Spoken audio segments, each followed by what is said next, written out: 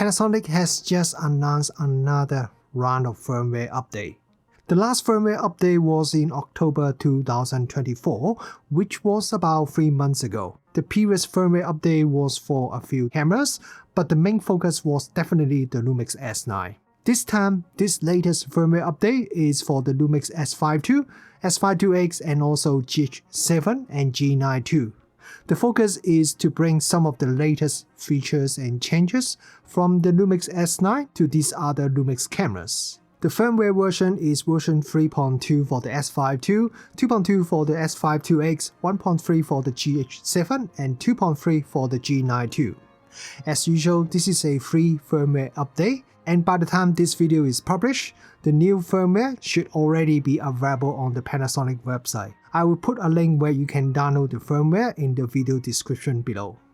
The first major changes of this firmware is to bring the multiple frame markers that we have previously seen on the Lumix S9 to the S5II, S5IIx, GH7, and G9II. It allows you to have up to 3 frame markers displayed at the same time.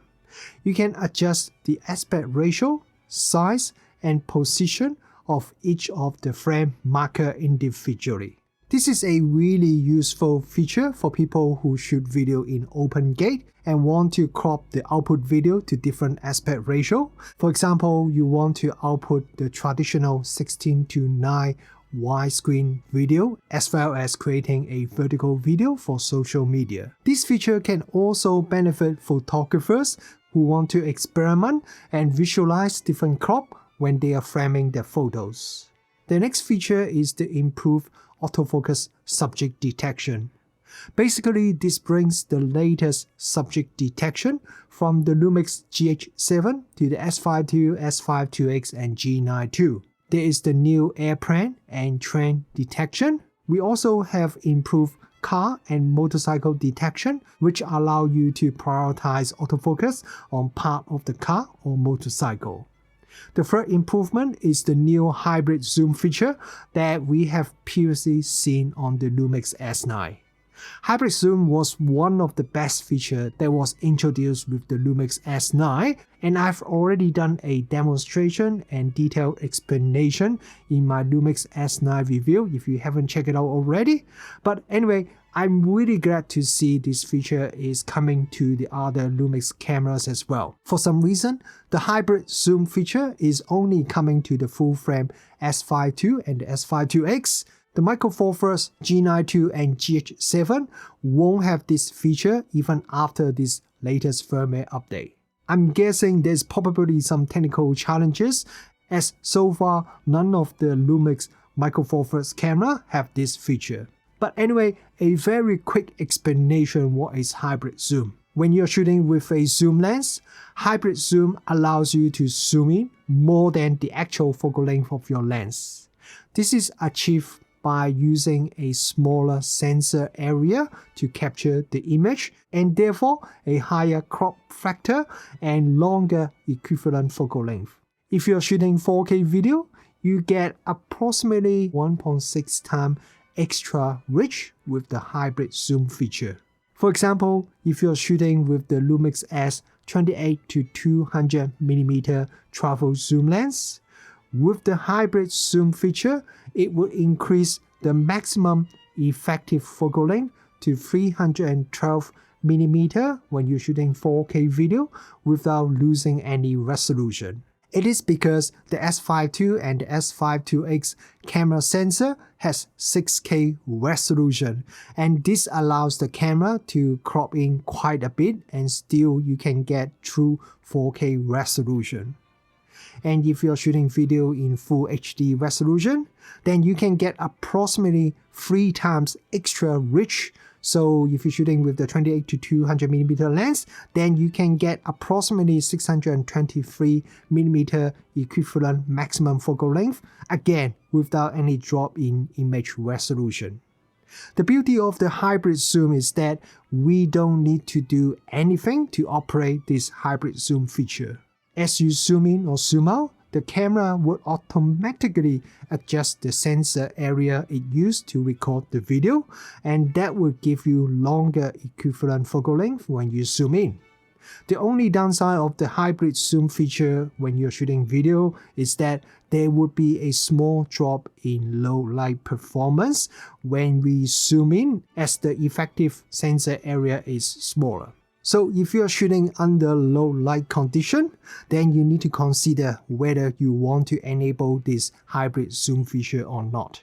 While the hybrid zoom feature also works in photo JPEG mode, but this feature would lower the output resolution as it basically crops the output to get higher effective focal length. So unlike the video mode, hybrid zoom for JPEG photo is something that we can do when we are editing photo ourselves, but hybrid zoom for photo can still be useful in some situation. For example, if you want to post the photo to social media immediately after we shot the photo. The next new feature is very similar to the last one, and it is the crop zoom. Think of it as the hybrid zoom, but when we are shooting with a prime lens. This feature would also allow us to increase the equivalent focal length by shooting with a smaller sensor area.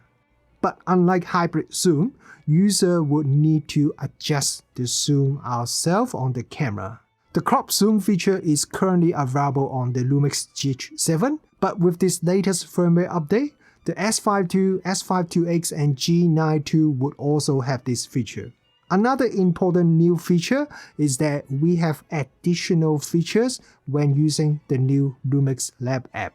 While the last firmware update added Lumix Lab support to the S5II, S5IIx and G9II, it was mainly to update the new real-time LUT workflow, so a few features available on the Lumix Lab app was not supported with these cameras. But this time with this latest firmware update, we now have full Lumix Lab app support for the S5II, S5IIx and the G9II. We can use the Lumix Lab app as a remote shutter trigger, or remote shooting with live view, or assign a camera function button to the Send to Smartphone feature, so we can select photos or videos from the camera and send to our phone easily. There is also a new wireless IP streaming feature for the S5IIx and GH7 that allows video streaming using the RTMP and RTMPS protocol. These are all part of the bigger plan for Lumix to transit from their previous Lumix Sync app to the new Lumix Lab app. The last major new feature is the additional MP4 Lite codec that was introduced once again with the Lumix S9. This MP4 Lite codec, as the name suggests, is a lightweight codec that is only 50 megabit per second, and it is for shooting open gate video. Video shot using the new MP4 Lite codec, the file size is much smaller, but it is still 10-bit 420. The smaller file size not only allows you to transfer videos from the camera to your phone much easier and quicker, it also doesn't take up as much storage space on your phone, and processing this lower bitrate video on your smart device should also be less demanding. So overall, the new MP4 Lite codec just make it a lot easier for content creator who uses their phone to edit video. And you still have all the flexibility of 10-bit open gate video when you are editing your video. So these are the main changes that comes with the latest firmware update. There are also a few other smaller changes that comes with this latest firmware. For example, there's a new XS file size for photos, some bug fixes, and there are also some changes regarding to password handling, which I believe is related to some of the latest law changes. As I mentioned earlier, this firmware update is free and it should be available on the Panasonic website by the time that you watch this video. I have a link to where you can download the firmware in the video description below. So what do you guys think about this latest firmware update? I noticed some S5II and S5IIx users were a bit disappointed by the last firmware update, so hopefully you will be a lot happier with this latest firmware update. Is there any other new features or changes that you would like to see available to your Lumix camera in the future? Drop a comment below. I would like to hear your thoughts, and I'm sure the team from Lumix will also be reading the comments on this video.